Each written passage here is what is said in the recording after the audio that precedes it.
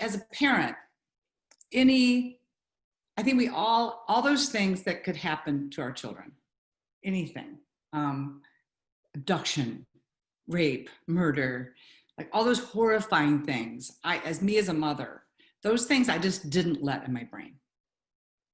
That just, there's enough to worry about skin knees and stitches and being hit by a car because you don't look both ways, all those things. I mean, the daily mother things. Do you eat right? Did you eat your lunch? Did you take your shower? Did you? But once one of those horrifying things happen, I kind of liken it to that scene at the end of Ghost where all those little black things come out of the floor. I'm like, oh my God, those things are real. They happen. He's very close to Stanton, and I am too. And I'm sure in his heart of hearts, he's petrified to lose him. But he doesn't talk about it. He doesn't share it. I remember halfway through Stanton's first surgery, I turned to him and I said, "Do you need a hug?" And he said, "No." And I said, "I do." It's just a different way of emoting. And I'm like, I think all my nerve endings are on the outside of my body. I'm just like, so feel everything, I can be very emotional. I feel things deeply. I'm not a really emotional person. I don't cry easily. But I did share with him, obviously, it's my spouse and the father of these children, but it's a strain. And it's, it's divisive because,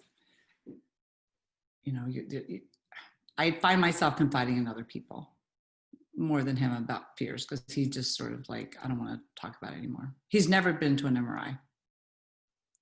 And Stanton's probably had 50 of them. He denies things that are painful, I guess, or doesn't want to. He says I'm better at it. I said, "Oh, really? You go sit there and wait for the footsteps under the little shadows under the door, and you wait to hear the papers rustle, and you wait to hear her say good or bad. Nobody's good at that." I mean, I realized recently that I can't. The sound of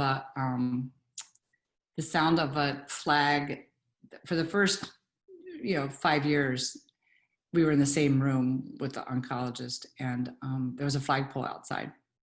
And you know how when a flag hits the pole, it sounds like a bell. I can't stand that sound. And it's funny because it was subliminal when I was there. I wasn't even conscious of the flag. And now when I hear it, I'm like, oh, I'm immediately transferred back to that room. And those original monitors that were just huge, and they couldn't erase the person's scans from before.